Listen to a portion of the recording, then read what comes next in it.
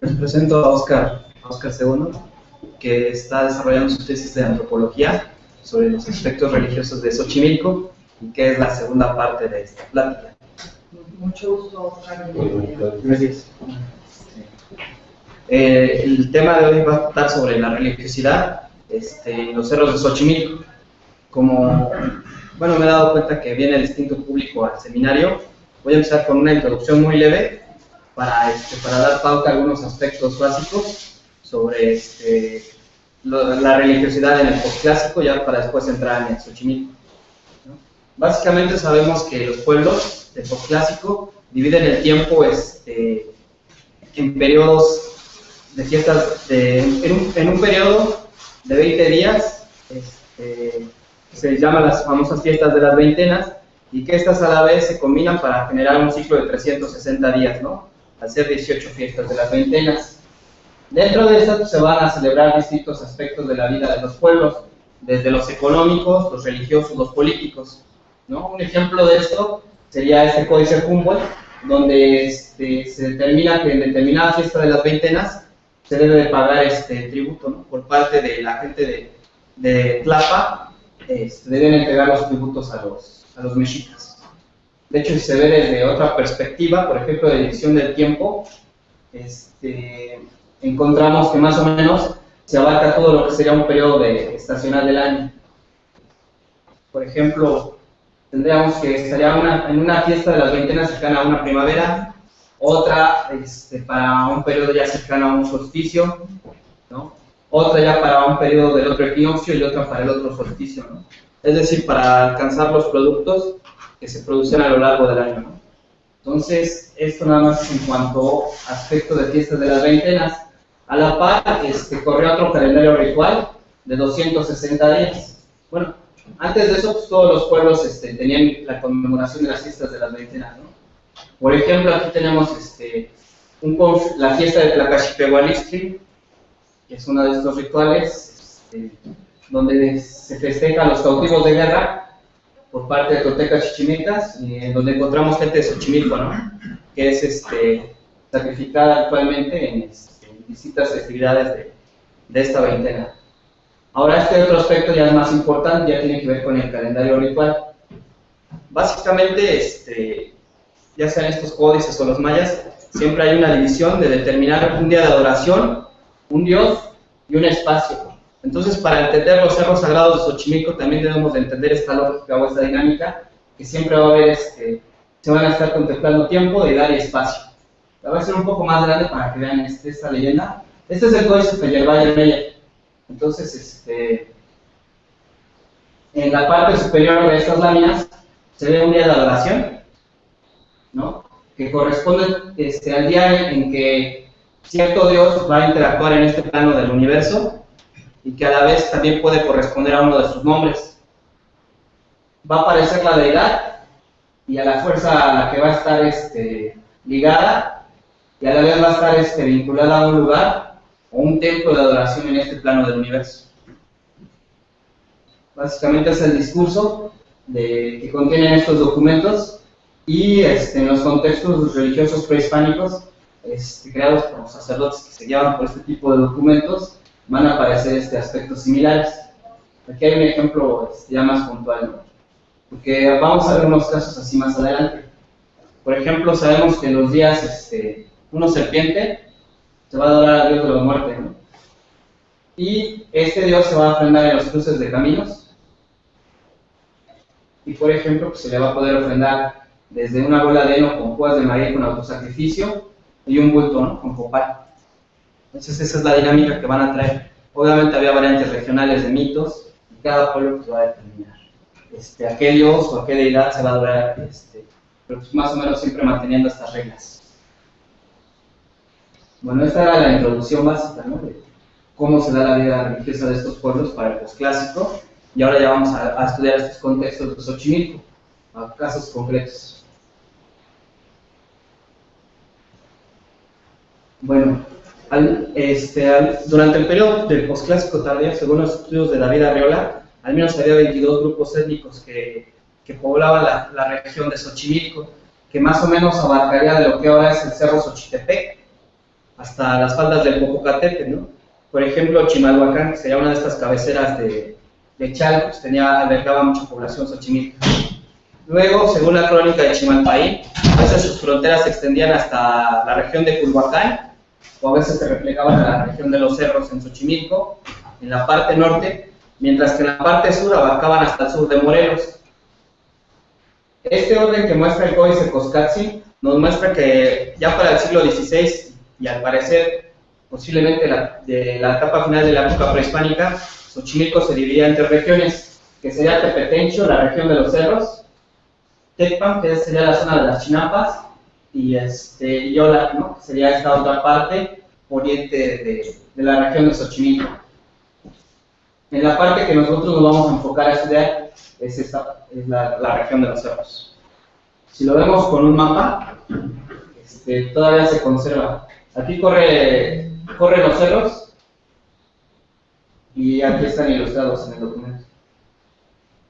Xochitepec está aquí y por aquí está Xochitepec. De hecho, la crónica del padre Diego Durán, donde se muestra la batalla con los Mexica-Tenochca, esta acontece en las faldas del cerro Xochitepec. Y esta sería la zona de las Chinampas, ¿sí? La que sería ilustrada en el documento. Según la misma crónica del padre Durán, la deidad patrona de Xochimilco era la llamada Cihuacóatl. Desde la perspectiva de este estudio, el Códice Borbónico es un documento esencial para entender rituales de fiestas de las veintenas, donde el pueblo tenía como deidad patrona Cihuacóatl. De hecho, inclusive se propone que el Códice Borbónico se debe haber recopilado en Xochimilco o Culhuacán. Uno de estos elementos por los cuales se propone es que la deidad Cihuacóatl preside distintas fiestas de las veintenas en el documento. Un ejemplo, por ejemplo, si ustedes revisan el Códice Florentino, en la parte de Mexica-Tenochca, la deidad que va a presidir los rituales es Huitzilopochtli. Si ustedes se remiten a una fuente, por ejemplo, Chalca, puede ser Totolin o Totlaquitescat, el Códice Selen, Quetzalcóatl, alguna crónica de Tlaxcala sería Quetzalcóatl, si es Choluteca, o por ejemplo, si es de Huejotzingas o de Tlaxcaltecas, Camastro, ¿no? En este caso, la Cihuacóatl es la que está presidiendo estos rituales y va a estar acompañada de otros dioses. Inclusive en los llamados Temalacatl o piedras de sacrificio del Tizoc y Moctezuma se ilustra la conquista militar tanto de Xochimilco, de Culhuacán, que está el topónimo, y de Xochimilco, y en ambos casos se ve una deidad femenina que presumimos es Cihuacóatl, que es capturada por la deidad patrona de los mexicas, ¿no? Reconociéndose la presencia de esta deidad en estas dos partes. Todavía es más interesante que la ilustración del fuego nuevo, que generalmente se asocia con los mexicas, en las que se muestra que el fuego nuevo se baja del Huixachtecatl, hoy Cerro de la Estrella, se lleva a un templo con dinteles negros, ¿no? La deidad Huitzilopochtli está representada a un costado.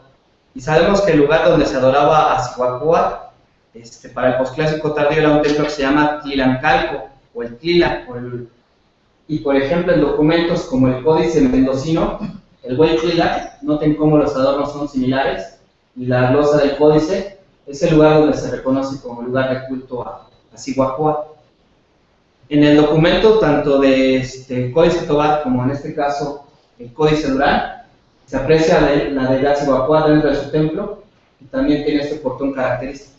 Así que podemos interpretar esta lámina que el fuego nuevo se está llevando del Cerro de la Estrella al templo de la Cihuacóatl, ¿no? Y no al de Huitzilopochtli, porque obviamente está demarcando la adoración a una deidad patrona diferente. Y pues un fuego nuevo, como ustedes saben, implica la demarcación de un tiempo y de un espacio a favor de una deidad y de un pueblo en detrimento de otras. Por lo tanto, el Cerro de la Estrella, en algún momento, es un lugar de culto de los xochimilcas. Ahora vamos a adentrarnos en la zona que se conocía como Tepetenchi, ¿no? Primero vamos a ver un caso práctico en el Cerro Cuélama y otro en la zona de San Gregorio Tlalpulco. En el Cerro Cuélama se grabaron fechas calendáricas, ¿no? Por eso es famoso, entre otras cosas. Una de ellas corresponde al día 4 movimiento.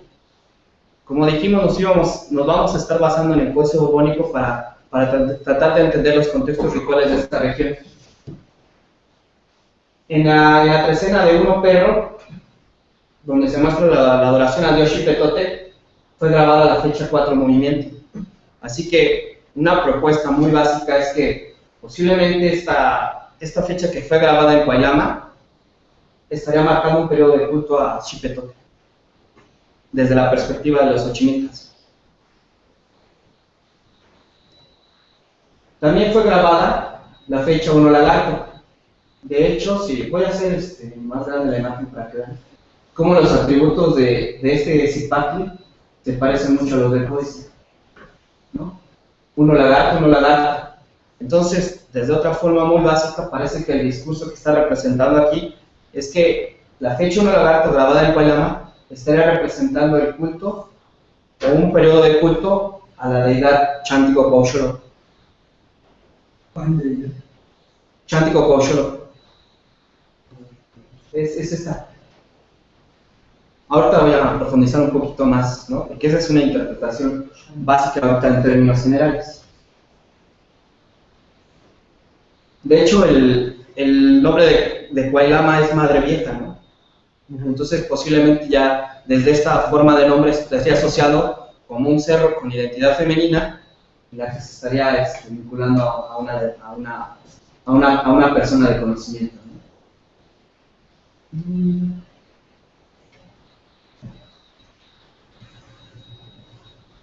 Algo que llama nuestra atención y que parece que es un patrón que vamos a encontrar en distintas regiones de Mesoamérica. Sí, es que la fecha 1 Lagarto, que para algunas cuentas calendáricas daría inicio al conteo del tiempo, siempre está asociada con una deidad que está vinculada al fuego o agua o Atlalchinoli, ¿no? Lo voy a hacer más grande.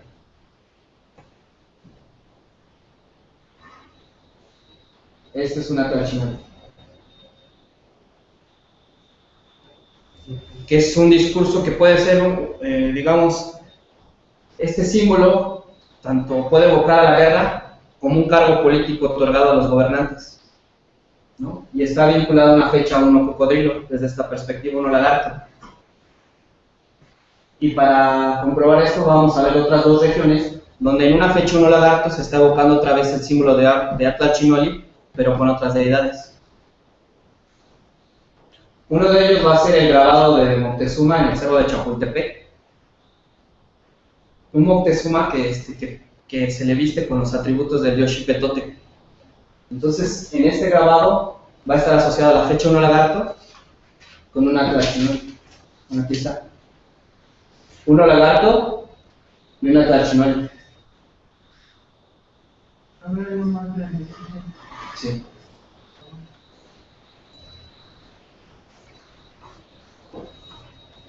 Lagarto y Atlalchinoli. Otra vez para que lo vean. No, se está tardando en cargar. Aquí hay distintos elementos. Ahora vamos a ver otro ejemplo de que en este día 1 Lagarto se está asociando la fecha de un dios con este símbolo de agua-fuego. Obviamente todo esto tiene un porqué. Es en este caso un códice mixteco en el que tenemos una fecha 1 Lagarto, donde en un periodo de una veintena también va a estar la fecha 4 movimiento, ahí. Y otra vez un gobernante, en este caso, otra vez va a estar siendo ungido o vinculado con un agua y un fuego, en este caso por el dios de la lluvia. Al revisar la crónica del padre Diego Urbán, sabemos que los mexicas Tenochtitlan rendían culto a Xipetotec los días 1 Lagarto, y que inclusive se hacían sacrificios en el Temalaca, que es el espacio donde se adora Xipetotec. Pero también sabemos que durante este día se hacía coronación de reyes.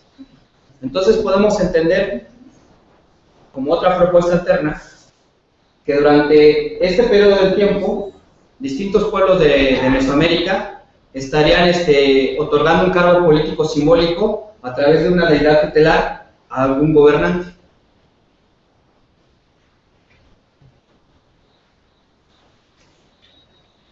Ahora veamos otras dos propuestas alternas de esto. Según el Códice Florentino, la deidad en Xochimilco se encontraban los artesanos especialistas en la lapidaria de la Cuenca de México. De hecho, dicen que los abuelos de los grandes lapidarios estaban en Xochimilco y que ahí se rendía culto a dos divinidades. Una de ellas se llamaba la señora Chicognagüe, que es Nueve Perro. Y en el Códice Borbónico vamos a encontrar la fecha Nueve Perro, que es uno de los nombres calendáricos del Chanticlecoxolotl. Aquí está Nueve Perro. Ya lo voy a contar para que vean. Perdón. Miren. Es un oriento. 1, 2, 3, 4, 5, 6, 7, 8, 9 Perro. Aquí está. 9 Perro. Mientras que el patrono de los que se dedicaban a la industria orfebre era Xipetotec. Así que otra propuesta alterna que nosotros tenemos para este caso es que el Cerro Cuayama estaría marcando los periodos de culto de las divinidades patronas de la gente, de los especialistas de roca en Xochimilco, ¿no? Que son Chanticlecoxolotl y Xipetotec. Otro detalle interesante de esto es que ambas deidades están asociadas a la guerra, ¿no? Tanto Xipetotec, como ustedes conocen, como Chanticlecoxolotl. Para resaltar la importancia del culto a Chanticlecoxolotl como deidad de la guerra en esta región, podemos citar el caso del proceso inquisitorial de don Baltasar Indio de Culhuacán de 1538, en el que se relata que un individuo se convierte en un Ixiptla o representante de la diosa y es sacrificado ritualmente para que con su muslo se derrotara a los españoles. Lo que nos muestra cuál sería, el poder o la influencia de esta deidad en esta región. Por ejemplo, entre los rituales de Tlacaxitehualistli sabemos que la pieza que conservaba el que cauteó de los individuos que eran sacrificados en Temalacat, el captor conservaba el muslo como reliquia y que se ponía se ponía en un palo para que regresara a su casa, ¿no? Porque el muslo para el culto de ambas deidades es un símbolo es un símbolo de la guerra, pero a la vez es un arma. Así que, desde otra perspectiva, el Cuailama y estos grabados que están ahí están marcando el periodo de culto de estas divinidades en su faceta de deidades de la guerra.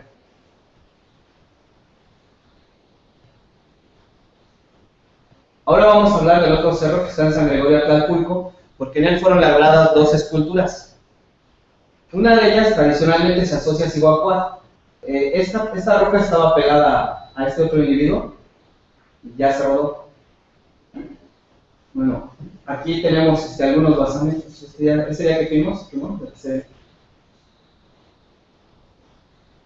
Bueno, y también se encuentra un individuo que por sus características y atributos, aquí se le ve la mano colgando, trae la piel de un desollado. Puede representar a un individuo que porta la piel de un desollado o los atavíos de Xipetotec, o puede evocar a Xipetotec mismo, como el caso de Chapultepec que vimos. Sí. ¿No puede ser más fuerte? Sí.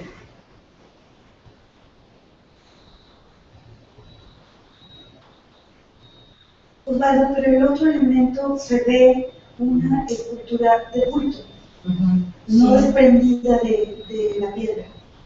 No, es que se rodó, estaba aquí atrás. Dice la de culto. Sí, no, lo que pasa es que... La misma parece un culto, no un... Exacto, no un grabado de piedra. No está grabado en piedra, ¿no? O sea, ya es una escultura, pero la roca se rodó y todo parece un ¿Estaba gran colocada encima de la otra? No, al lado. O sea, digamos, una estaba viendo como a la laguna o al poniente y la otra ve al oriente. Entonces se rodó. Se desprendió. Sí, se desprendió. ¿Tú la viste antes de? No, pero por el ángulo donde está la caída, ¿Dices ¿verdad? que están asociadas? El Sí, grabado al culto. sí están los dos. Bueno, ahorita que se agache. Sí, Pero, sí, están asociados los dos, o sea, ahorita lo van a una foto. De hecho, ahí todavía está el espacio, ¿verdad? Como donde se cabe la roca. Miren, aquí está, esta parte de aquí es esta. Y esta roca, digamos, cabe aquí atrás de esta. Aquí, digamos, atrás de esta roca está como planita, así como aquí. Una la labraron en la roca y la otra la subieron ya labrada, bueno, la labraron aparte y la acomodaron ahí. No, las dos rocas estaban en un lado, pero esta se rodó. desgajó. O sea, pero el bulto es la misma roca que grabamos. No, esta estaba aquí atrás y se rodó y ahorita ya está aquí. Y esta es otra. ¿Pero es el mismo material? Sí, o sea, digamos era el mismo afloramiento, Sí. nada más que esta todavía está encima y esta se cayó. Por eso es que está así boca abajo. sí. La duda, Osvaldo, no es hacia lo que tú estás presentando, sino no te consta que hubiera estado ahí. A mí me hace mucho ruido porque no encontramos esculturas. Si fuera el caso, incluso ya se lo hubieran llevado. Que sea parte del mismo grupo, del mismo contexto, vamos. Es que una de las propuestas alternas que para esto también es que se está implementando o se está suplantando el culto hasta la divinidad, pues. Que la habían destruido, ¿no? Pero esta roca estaba aquí atrás de O sea, pudo haber estado a la misma altura y dudo mucho que más arriba por el ángulo que trae, ¿verdad? Pero Cerro. tenemos una imagen más completa de la ropa, no entendemos muy bien cómo se Cuando quieran vamos, pero sí, o sea, de que no, está bien fácil. No, es que lo que suena extraño es el conjunto escultórico, o sea, un grabado y un bulto. Exacto, exacto. Pues estaban los dos. Sería una excepción No, rarísima. Lo que pasa es que ese terreno no tiene una elevación muy grande, entonces hay muchas casas alrededor ahorita. Ese pedazo que está ahí, al parecer, lo dinamitaron. Entonces, por ejemplo, si uno va por historia al pueblo, la gente de ahí le va a decir que la piedra que está ahí, la dinamitaron y se rodó. Esa piedra exactamente. O sea, debe estar escasos 4 metros de esa misma piedra. Sigue la misma observación Sí, de una figura tridimensional Así es. junto a una roca grabada bidimensional. Es muy inusual. Sí, o sea, no es no usual. es muy frecuente. Habría que buscar fotografías, antecedentes. ¿De cuándo es esta foto? De febrero 23. Febrero. Yo acabo de ir en noviembre y yo no vi eso. En noviembre. En septiembre, los fines de agosto, septiembre. Y yo no vi eso. No, cuando quieran vamos. De hecho, aquí están un montón de pirámides de basamentos. Un altar, ese es un altar. Hay varios, sí. Entonces se conservan. De hecho, esta es otra terraza del cerro, ¿no? Sí. Y esta que está ahí, está tirada, abandonada, ¿no? Sí, ya está le llevan las prendas.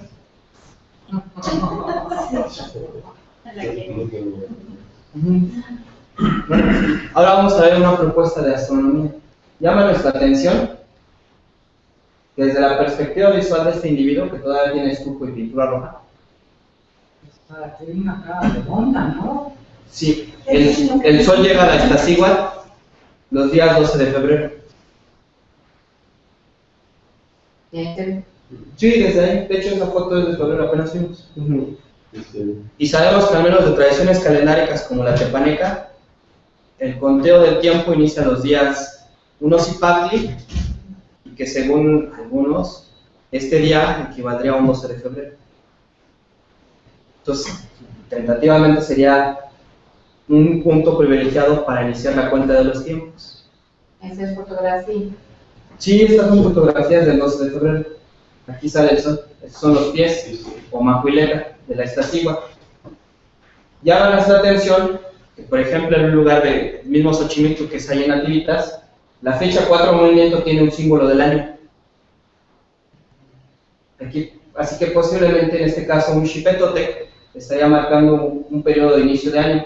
Y como dijimos antes, desde la perspectiva de la crónica del padre de Durán, los días 1 Cocodrilo eran días propicios para adorar a Xipetotec y hacer sacrificio en los Temalaca.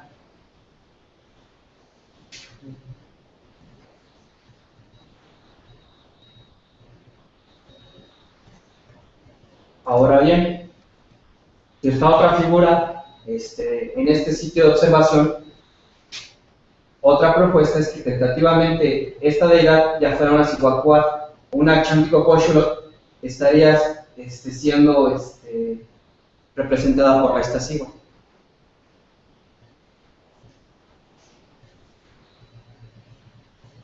Y según la misma crónica del padre Durán, entre las deidades que se adoraban en Xochimilco estaba la Iztaccíhuatl.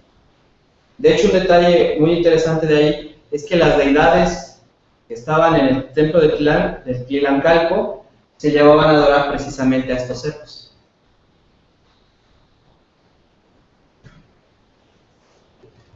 Y por lo pronto, pues esa es la propuesta muy básica de aspectos prehispánicos, y este es todo el horizonte oriente que tienen estas rocas.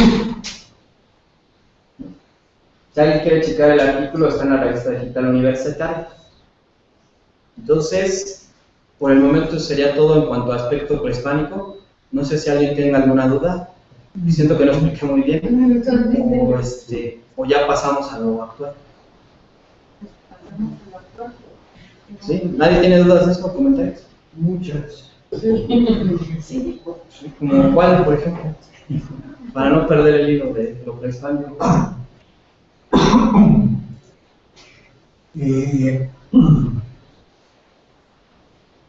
Ya déjame ver, es una notitas aquí para preguntar con un café después.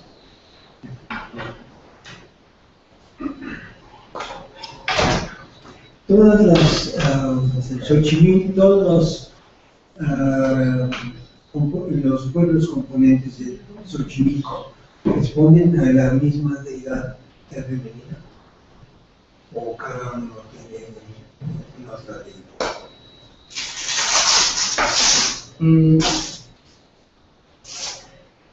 No, obviamente lo que dice la crónica del padre Diego Durán nada más te engloba Xochimilco en general, ¿no? Pero los asentamientos de Xochimilco, de Xochimilcas, en otras regiones, por ejemplo en Chimalhuacán así, puede que hayan cambiado. Por ejemplo, los trabajos de Druso Maldonado en el norte de Morelos, que hablan que estas regiones que también tienen, gente xochimilca, ahí se está adorando a la Cihuacuat y con otros nombres. Inclusive hay documentos que él mismo ha registrado donde se aparece la mujer serpiente en manantial. Yo me refería porque cuando está en la piedra, no es la de Tizoc, la del otro Colchicali, que es la del apartado, no se llama, ¿verdad? En donde está los mexicas mencionan el nombre del pelo a la deidad que es femenina, representa todo Xochimilco, no solo la cabecera. Entonces es toda una unidad con una deidad femenina. Sí. Esa era mi pregunta. Y de hecho, ¿puedo comentar algo de iconografía? Sí. Ahorita que está tardando en cargar. Hay una diferencia. Estas deidades, en unos casos, están manipulando un susopanto, ¿no? Que es el palo tejedor. En otros, unas flechas. Pero en una de estas rocas, la Cihuacuat de Culhuacán tiene el mamahuastli, que son los palos para encender el fuego. Ajá. ¿No? Aquí se va a ver. Pero por lo que decías que del Cerro de la Estrella se lo llevaban a Xochimilco, ¿no? O a Culhuacán. Bueno, o sea, Xochimilco y a Culhuacán a los dos, porque en ambos lados la Cihuacuat era la deidad patrona. La otra imagen que me desconcertó un poco cuando presentaste uno de los elementos en el códice florentino, como el Atlas Chinumi, en el adorno del tocado de una de las deidades. ¿Sí? Sí, de la Chántico Colchón. La tenía en el centro, aquí no me... Mira, aquí tiene los palos para encender fuego. Ajá. No sé. Ajá.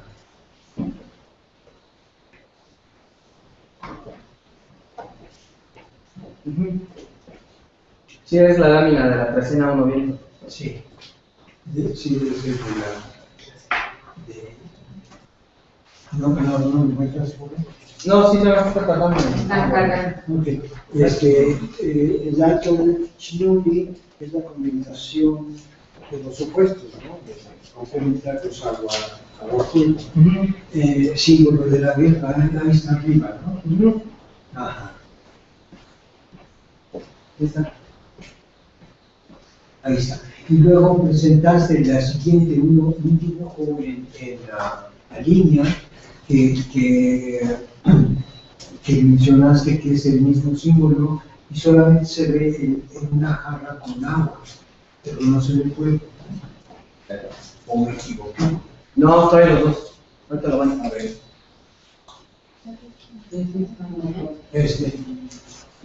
Agua, la lumbre. Ah, ya. Ok. ¿Qué es que sí? De hecho, por ejemplo, en los anales de Cuautitlán, la unción para el éxito político de Nezahualcóyotl también es con agua y fuego. Sí, agua y fuego.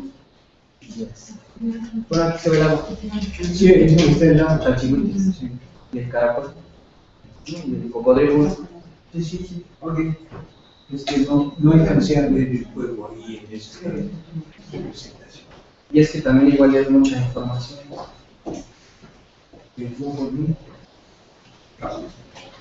Ya, entonces pasamos a lo principal. Yo sí quisiera comentar, yo insisto en averiguar bien qué pasa ahí, en ese espacio. No solo con la gente, sino ver si hay alguna fotografía, alguna narración, algo que te permita cerciorarnos de que están combinando este elemento escultórico con este labrado de piedra. Pues, cuando quieran vamos. O sea, independientemente de si la dinamitaron o no se rodó, No, pues ya está los invitados, claro. Esa hasta casi se puede llegar en coche, ¿verdad? Ya unos caminos poquito. Sí, por enfrente, sí. Y pero ahí van a ver que por el ángulo del cerro se hubiera rodado más. Y el espacio donde cabe esa roca está justamente detrás de la otra. Sí, yo no dudo de lo que tú estás diciendo, sino el contexto. De verdad hay que averiguar qué pasó ahí. Claro. Y bueno, la cerámica que está en situ de ese espacio corresponde casi pura Azteca 2-3. De donde están esas esculturas, la que se puede apreciar así en superficie es Azteca 2-3, y la llamada naranjado, la naranja, la pulido naranja y la café, ¿no? y la Chaco blanco. Bueno, sí, blanco. Olvidé preguntarte, oye, es el símbolo de la pierna, el fémur, ¿de dónde sacaste la información? Del Chántico Colchón viene en un proceso inquisitorial de 1538. Y lo del uso del fémur para Xipetotec viene en el libro segundo de Códice Florentino, en la fiesta de Tlacaxipehualiste. No, me preocupaba la representación del fémur, que hay muchos huesos enterrados como ofrenda que son fémur, y que hay en representaciones pictóricas un hueso largo que puede ser húmero o fémur, y por eso buscaba una asociación, pero para anclarlo, como dice Georgina, ¿de dónde se puede encontrar una referencia de la pierna o el fémur? Pues vienen esas dos fuentes. Pero si quieren ver otro así grabado en piedra, No, una referencia que diga, esto quiere decir guerra. pues en esos dos, así dice, o sea, así lo tienen que leer. De hecho, ese es el premio del que llevaba el cautivo, el fémur. Y su esposa lo ponía en el patio cuando se iba a otra campaña militar para que regresara. En el caso del proceso inquisitorial, dicen que cuando llegan los españoles, se supone que golpeando el piso con el fémur, iban a caer todos los españoles. Sí. No cayeron. No cayeron, ¿no? ¿Puedes Pero repetir las referencias? ¿Proceso inquisitorial? de don Baltasar Indio de Culhuacán, Códice Florentino, En Florentino, libro 9, ¿no? la fiesta de Tlacachipehualistli, no sé qué capítulo sea. Sí, libro 2. Libro 2. Libro 2 y ya es, ha de ser como capítulo 21.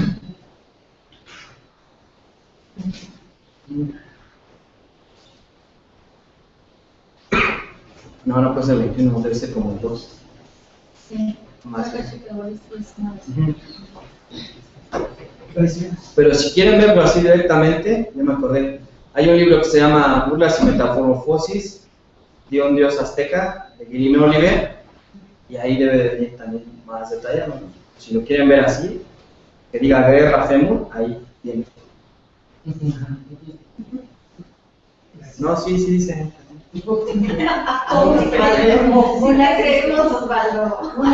Y Metamorfosis. Es un libro verde del Fondo de Cultura Económica que vale como 209 pesos. Dice el autor. 50. Bueno, continuamos, por favor.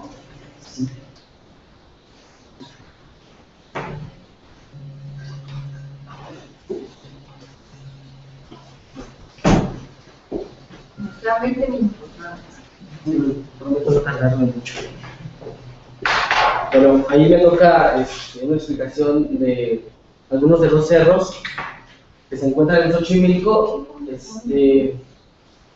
Primero voy a dar una pequeña semblanza de los cerros a partir de Xochitepec hasta el Teotihuacán, toda esa primera cordillerita. Primero de lo que había, o sea, de los vestigios arqueológicos y así sucesivamente, muy rápido.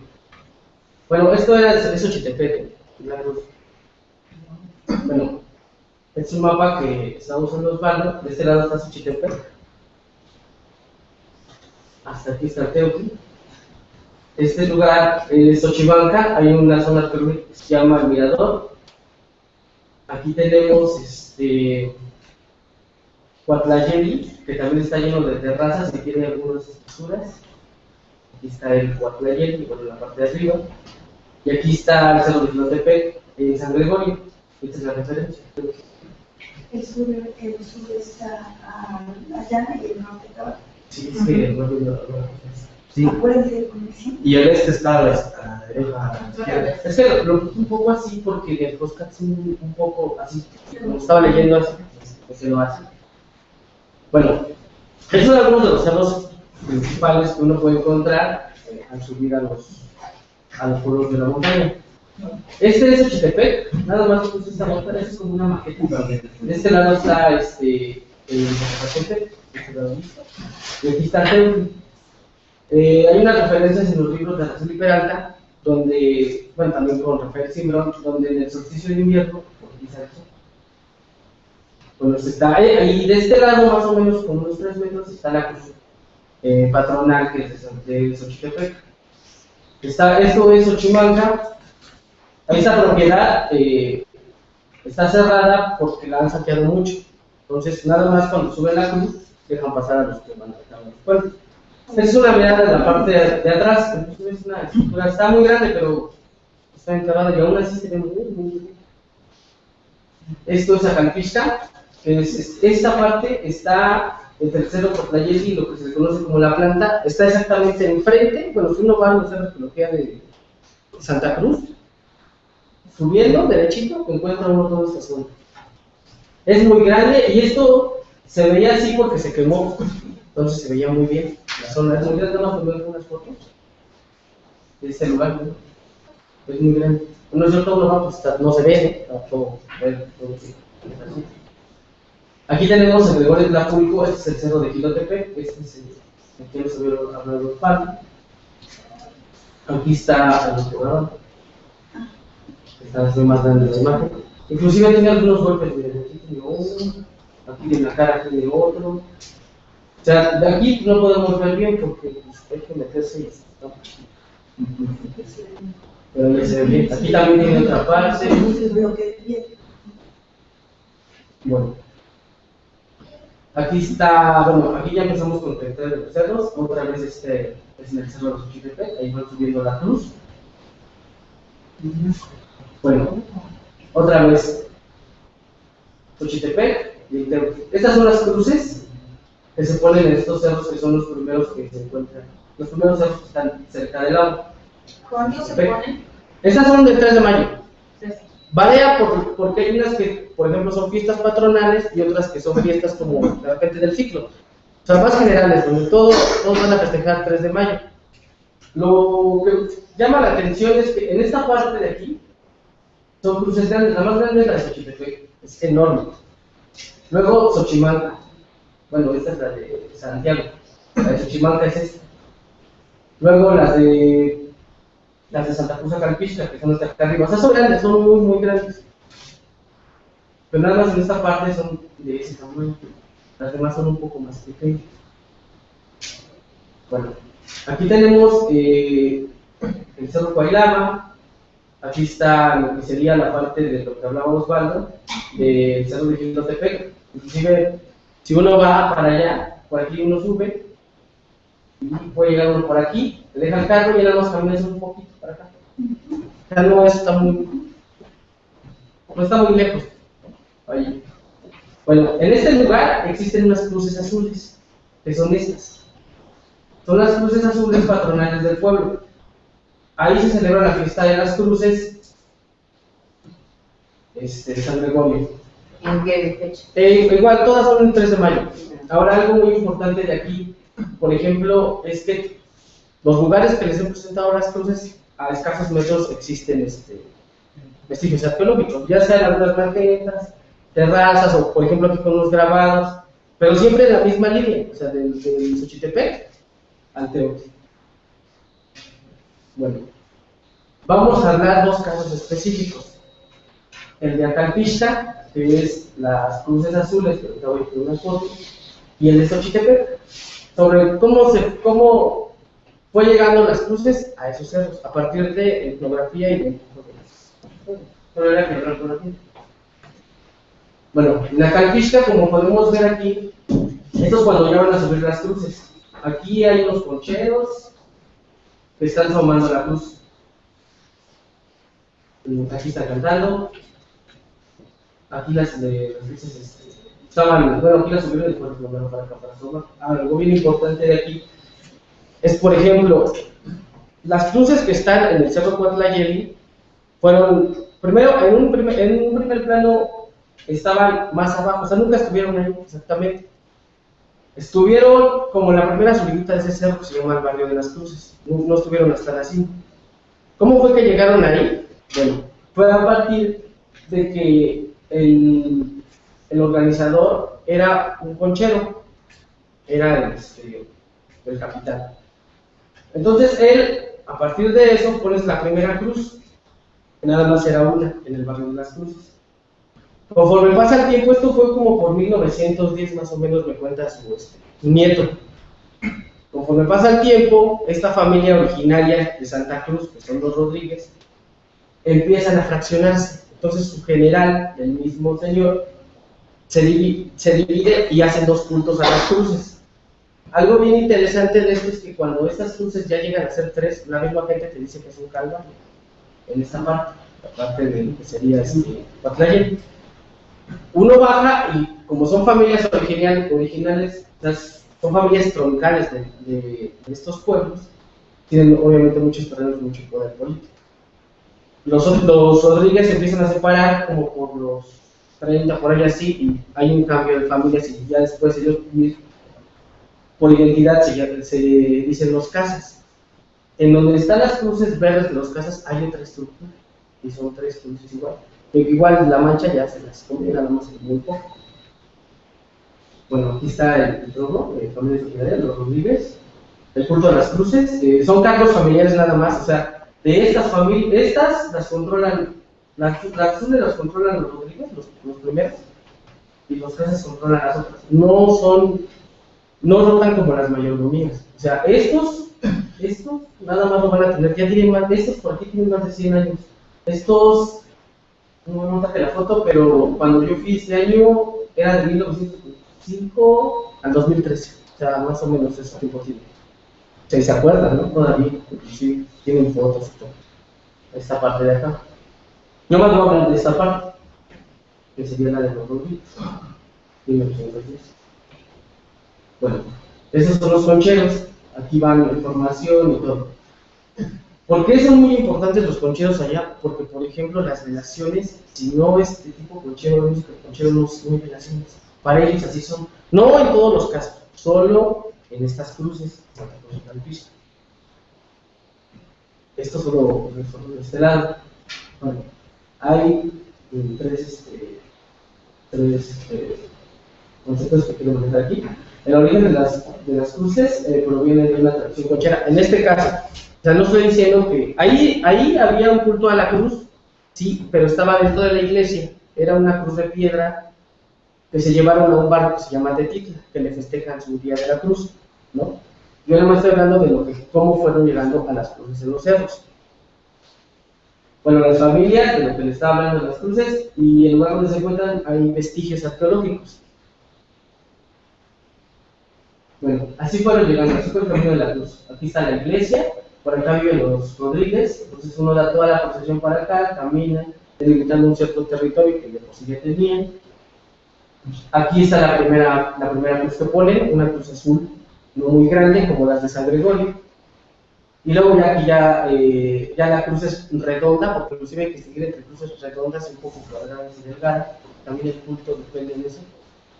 Entonces aquí va la segunda, como por 1930, por ahí así, no recuerdo bien, hasta que llegan aquí, cuando ya se convirtieron en un calvario. Inclusive, este mismo lugar se lo utiliza para la fiesta de Semana Santa. Aquí es donde se van las cruces. Uno sube por acá, y está acá. Aquí están las cruces, las azules que les digo, las de la planta. En este lugar también hay una estructura. O sea, los mismos señores de no, es que es una pirámide. Bueno, no, te van diciendo, ¿no? Conocen su tierra. Esta de aquí, al parecer, y todos esos son terrazas. Y por aquí está el museo, es así. Por eso uno sube derechito, sube por acá y está por acá. Y aquí está la iglesia.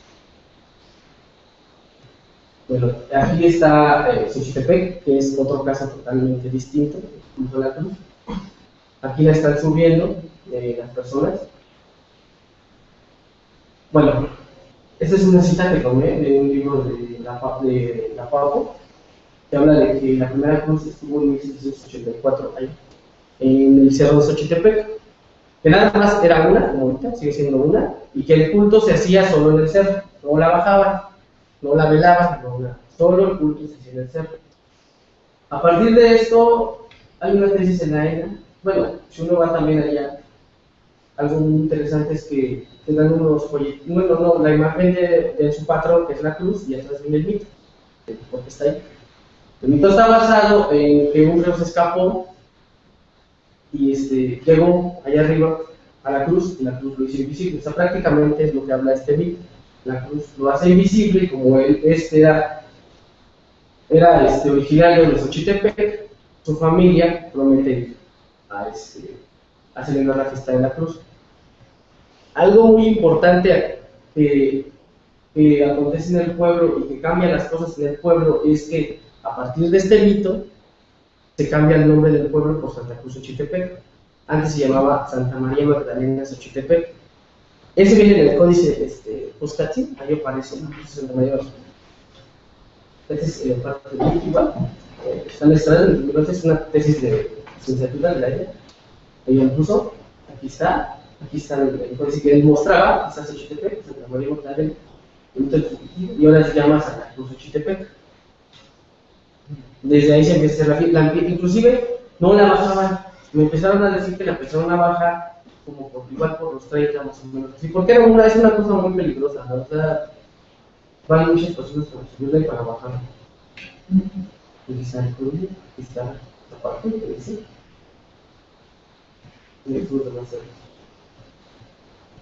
Bueno, algo que quiero comentar aquí es que, por ejemplo, este culto de la cruz igual tiene velaciones, pero son cantos que las mismas personas de ahí, las mismas personas grandes, unos, bueno, en este caso nada más he visto hombres, son los que hacen este tipo de velaciones.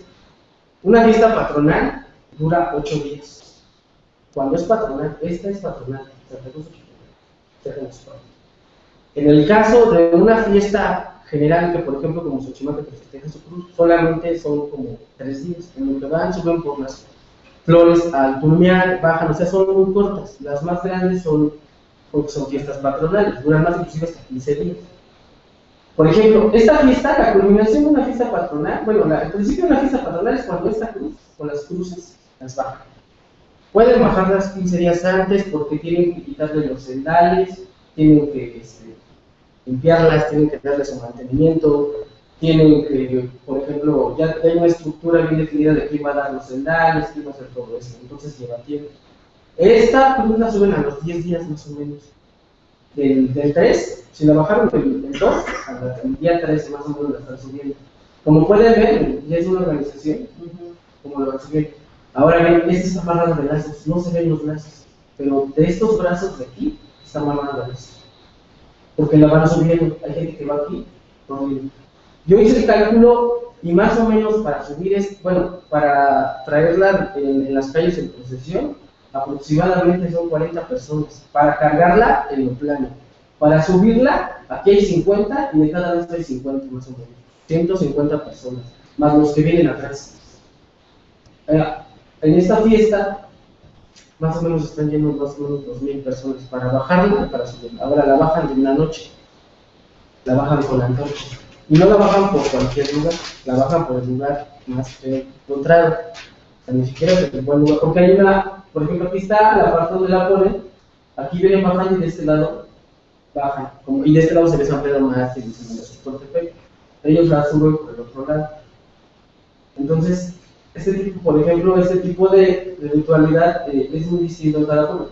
Se puede hacer, por ejemplo, en Santiago Tepalcatlalpan, igual a los 10 días después del 3, suben sus cruces a la otra parte, que sería la parte de Xochitepec, que es lo que le llaman el Tepoloyoc, que suben otras 3 cruces, alrededor de Santa Cruz otras 3. O sea, va variando, pero nada, va variando y de este tamaño solo están en eso que les decía, en la parte desde Xochitepec hasta Antioquia más o menos, porque corta la carretera que va a Huastepec, esa parte, o sea, ya de ahí secciona.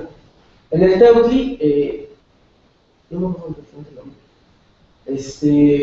dicen que hacían un evento que se llama el Palo Volador, igual en mayo, que era para festejar las cruces de ese lado. El Teutli es una cosa muy interesante porque divide 3 delegaciones, Tláhuac, Milpalta y Xochimilco. Pues más bien no se sabe de dónde bajaban, o sea, de quién era el que organizaba el evento. Lo que sí se sabe es que está prohibido y que quieren volver a retomar. ¿Cómo lo van a hacer? No sé. Pero tienen esas nociones. Bueno, estos palos de aquí es donde va la cruz. Estas son las que les llaman las tijeras. Esos son con los que van cargando las cruces. Es que no traigo otra cruz, pero las ponen así y los brazos las van subiendo. Las suben. No, la cuestan la cruz, le ponen los últimos cendales. Está la cruz así. Y estas se hacen como unas tijeras, las ponen en los brazos y la van subiendo. Así, todas las cruces que yo vi, todas hacen lo mismo. Y este tipo de palos tienen que son donados, pero son muy importantes, porque son los que cargan, y los que bajan y cargan. O sea, a lo que voy, lo que se maneja en Xochimilco, en esta primera parte, en estos primeros pueblos, antes de subir a lo que se ven los pueblos de la montaña, es que hay una adaptación en los cerros de las cruces, ¿no? O sea, cada lugar, o cada cruz que estuvo ahí, tiene que ver más con un proceso de organización, un proceso de reconstrucción del espacio, tiene que ver con estos factores. Sí hay algunos mitos que hablan sobre cerros que contienen agua, como el de San Gregorio de Tapulco, en donde están estas figuras, en donde, por ejemplo, si uno va ahí, la gente misma le dice que cuando dinamitaron el lugar, empezó a llover mucho. Entonces, les dicen las personas de ahí que si, por ejemplo, las piedras las quitan, se sale el agua y se inunda San Gregorio. O sea, ese lugar sí es muy importante, por ejemplo, para nosotros, que sí, ahí realmente dicen que es donde está el agua, o sea, donde la mueven. Por eso, aunque está ya invadido, no lo tocan. O sea, no tocan ese espacio. La misma gente, inclusive los extraños, los aficionados saben que no nos pueden tocar por lo mismo de que podemos hundir. Ahora, en San Gregorio, en ese caso específico, ya se está perdiendo el culto a la cruz. ¿Por qué? Porque la nación de los avecinados ya no podemos subir. Si uno va a subir ese lugar, tiene que subir así que derechito. Había un recorrido que hacía la cruz por atrás. Ya no se puede porque las casas, obviamente, ya destruyeron el camino. Entonces, sí se me hace, por ejemplo, muy importante este tipo de situaciones en las fiestas de las cruces, en el Xochimilco. No sé si alguien tiene una pregunta. ¿Tienen que ver con presión de lluvia? Es que, por ejemplo, hay en un libro de Stanislao, donde habla de cerros mujer y cerros mujeres.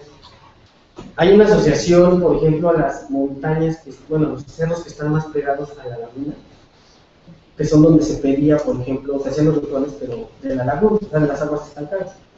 Estos cerros que están más abajo, sí tienen una relación más con el agua. Y son, por ejemplo, el de Jilotepec está asociado, por ejemplo, así Peralta dice que es a la diosa Jilotepec.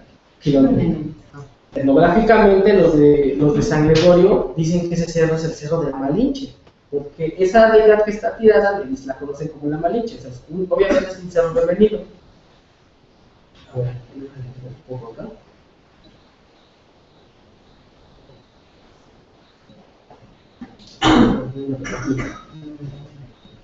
Aquí es San Gregorio, ahí está por aquí, son chilanas. El cerro en la Calpista está el cerro que es Paila, que es la anciana que cuida el bosque, es un cerro mujer. Ahí hay una maqueta, que hay muchas interpretaciones sobre la misma maqueta, pero se dice que hasta ahí llega el agua. O sea, está demasiado cerca del agua. Este cerro de Xochitepec igual no está muy alto, o sea, la cúspide del cerro es la cruz. Ahí. No está, desde ahí se puede ver todo lo que era el agua. O sea, todo esto está muy cerca del agua. Ahora, este de aquí, se supone que aquí, Teuti, por ejemplo, Caribe, un cerro humano, un montaña. Por ejemplo, se hacían peticiones de lluvia, en algunas fuentes dicen que se hacían las peticiones de lluvia. Este está un poquito más alejado. Digo, no está tan lejos, pero está un poquito más alejado.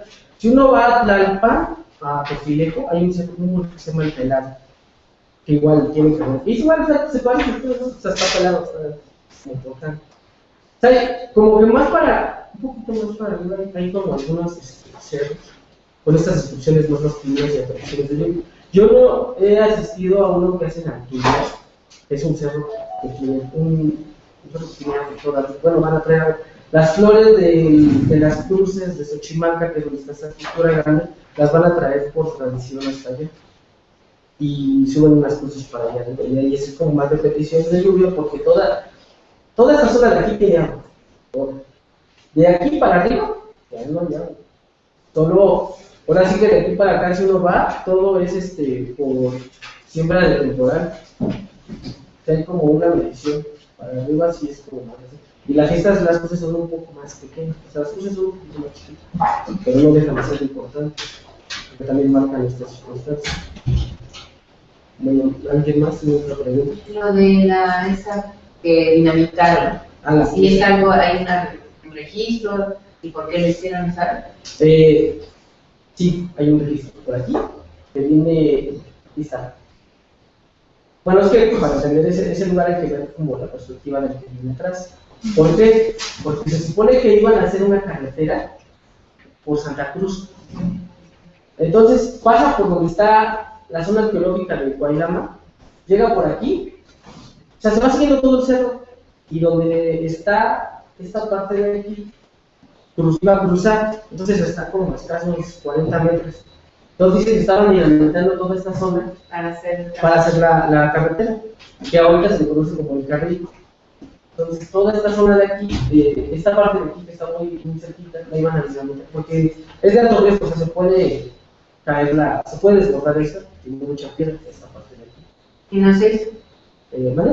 A la mera hora no se hizo. No, porque sí, o sea, sí dinamitaron, es que es como un punto de ellos, ¿no? Que tú vas, te lo cuentan y te dicen, no, es que esto ocurrió. No te dicen exactamente ni cuándo, ni cómo, solo me dio, por ejemplo, esa información, de que sí, efectivamente, estaba perteneciendo un mejoramiento, pero no saben si estaba atrás, frente al lado, el chiste es que estaba rodado y que fue dinamitar, y que llovió mucho y que por eso fue, ya saben que no lo vimos acá, entonces, por eso se suspendió un poco la construcción de la autopista, la carretera que va por acá, y se hizo por el otro lado, es la de Huastepec.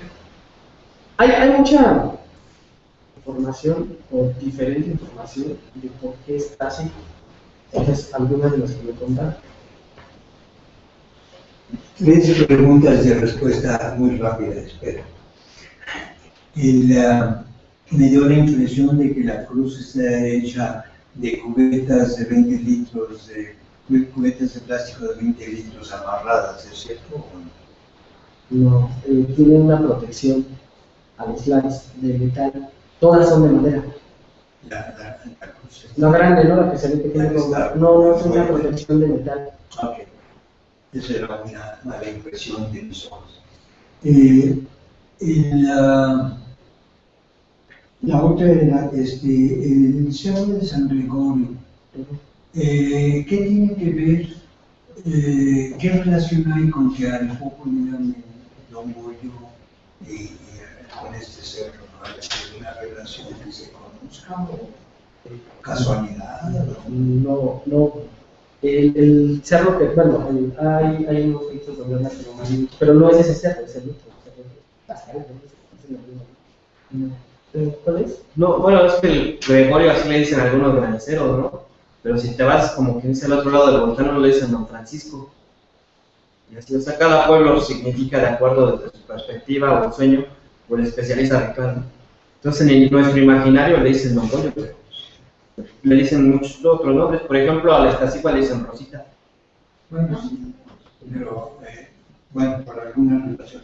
Si no, otra cosa que me llamó la atención en tu foto aérea de Xochitepec, el pueblo está al oeste, no, sí, al oeste, y hay una vereda que llega hasta la cima que viene del otro lado de la montaña, hacia el este. ¿Lo puedes poner? No, ¿es esa? No, la foto aérea. La foto aérea del Cerro ya la habías pasado. ¿O era de la última? Creo que era la primera. No era la segunda. A ver, la foto aérea que tienes. ¿Está? No, esa es plana. A ver.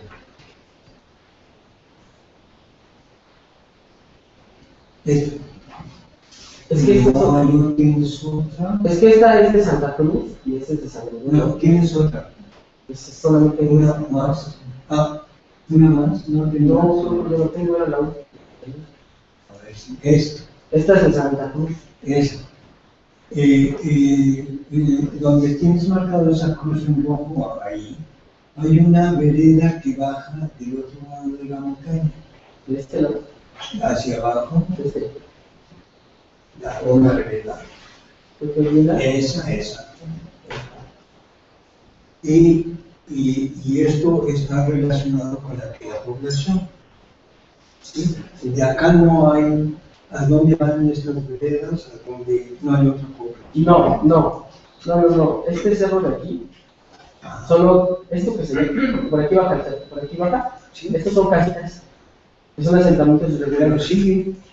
Sí, pero no, esta veredita, por ejemplo, solo la siguen a caballo y los que cultivan arriba. Pero en sí, población, en este cerro no hay. Okay. No. Solo hay estos asentamientos son los que están comprometiendo un poco la peregrinación, bueno, la procesión, porque no dan vuelta, se están invadiendo el centro, es la única que se puede registrar. En el pueblo que sigue, que pertenece a este cerro, pero más como uno, porque el acceso a la vereda encuentras más casas. es más fácil por la vereda que por... Sí, ese es su camino, o sea, este es su camino de ellos. Para acá está la otra zona, aquella otra zona, pero por aquí solo pasan a cultivar hasta arriba, pero no hay asentamiento. O sea, no, la gente de ahí no ha permitido que lleguen a eso. Gracias. Bueno, pues les agradecemos a Osvaldo, David y Oscar. Y le damos la palabra al doctor Alejandro de Casas.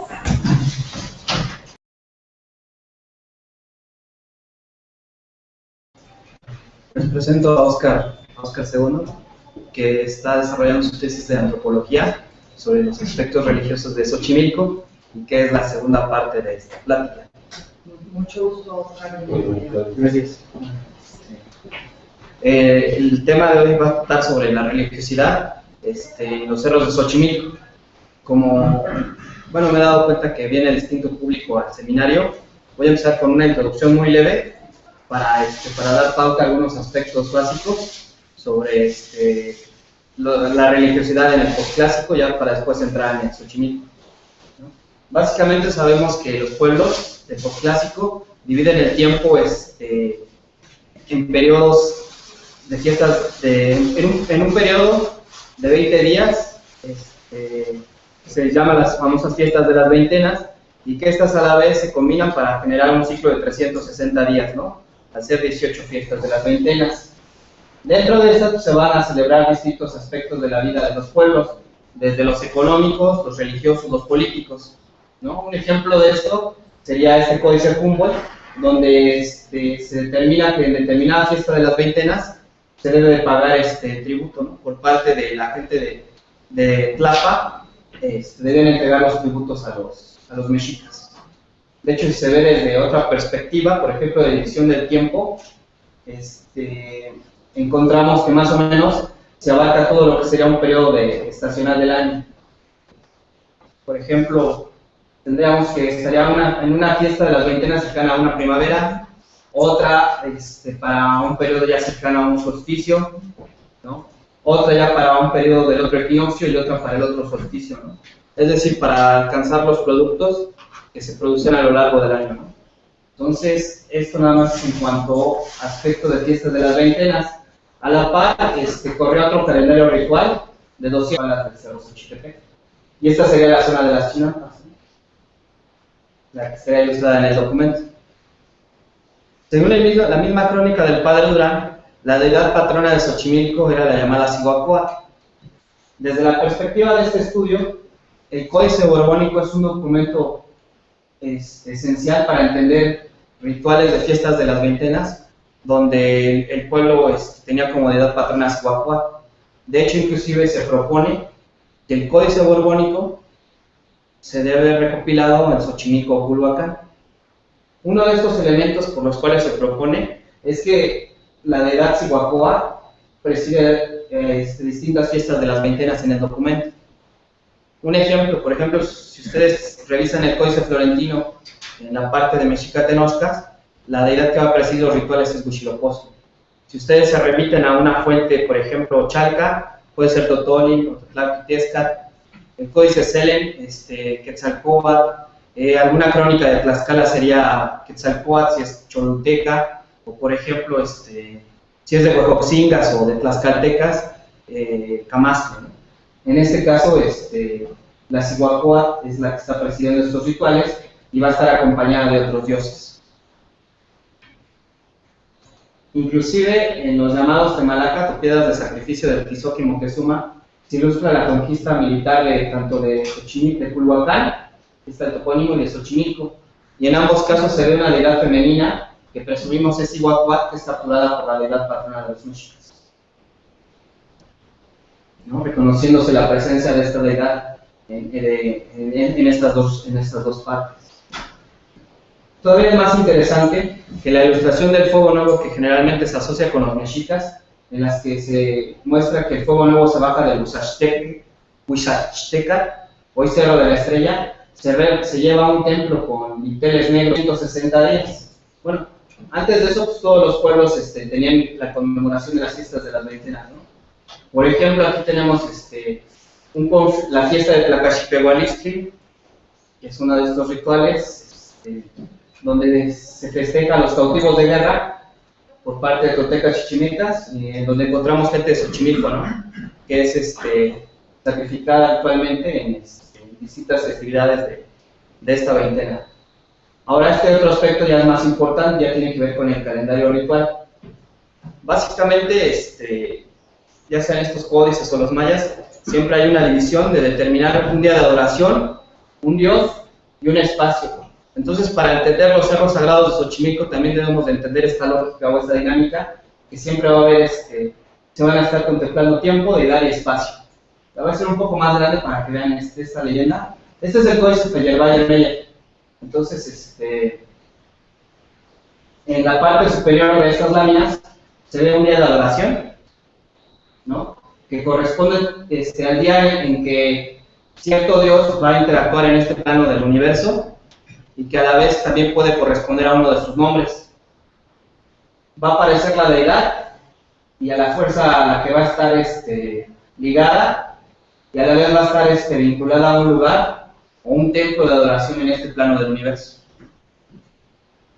Básicamente es el discurso que contienen estos documentos, y en los contextos religiosos prehispánicos creados por los sacerdotes que se guiaban por este tipo de documentos, van a aparecer aspectos similares. Aquí hay un ejemplo ya más puntual, ¿no? Porque vamos a ver unos casos así más adelante. Por ejemplo, sabemos que en los días una serpiente se va a adorar al dios de la muerte, ¿no? Y este dios se va a ofrendar en los cruces de caminos, y por ejemplo, pues, se le va a poder ofrendar desde los, ¿no? La deidad Huitzilopochtli está representada a un costado, y sabemos que el lugar donde se adoraba a Cihuacóatl, para el posclásico tardío, era un templo que se llama Tlilancalco, o el Tlila, y por ejemplo en documentos como el Códice Mendocino, el Hueytlilac, noten cómo los adornos son similares, y la glosa del códice es el lugar donde se reconoce como lugar de culto a Cihuacóatl. En el documento, tanto de Códice Tobar como en este caso el Códice Durán, se aprecia la deidad Cihuacóatl dentro de su templo, y también tiene este portón característico. Así que podemos interpretar esta lámina, que el fuego nuevo se está llevando del Cerro de la Estrella al templo de la Cihuacóatl, ¿no? Y no al de Huitzilopochtli, porque obviamente está demarcando la adoración a una deidad patrona diferente. Y pues un fuego nuevo, como ustedes saben, implica la demarcación de un tiempo y de un espacio a favor de una deidad y de un pueblo en detrimento de otras. Por lo tanto, el Cerro de la Estrella, en algún momento, es un lugar de culto de los xochimilcas. Ahora vamos a adentrarnos en la zona que se conocía como Tepetenchi, ¿no? Primero vamos a ver un caso práctico en el Cerro Cuelama y otro en la zona de San Gregorio Tlalpulco. En el Cerro Cuelama se grabaron fechas calendáricas, ¿no? Por eso es famoso, entre otras cosas. Una de ellas corresponde al día 4 en movimiento. Como dijimos, nos vamos a estar basando en el códice borbónico para tratar de entender los contextos rituales de esta región. En la trecena de Uno Perro, donde se muestra la adoración al dios Xipetotec, fue grabada la fecha 4 movimiento. Así que una propuesta muy básica es que posiblemente esta fecha que fue grabada en Cuayama, esta es una bola de heno con púas de maíz con autosacrificio y un bulto, ¿no? Con copal.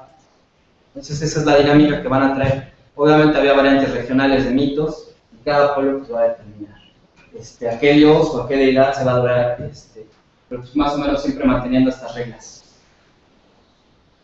Bueno, esta era la introducción básica, ¿no? De cómo se da la vida religiosa de estos pueblos para el posclásico, y ahora ya vamos a estudiar estos contextos de Xochimilco, a casos concretos.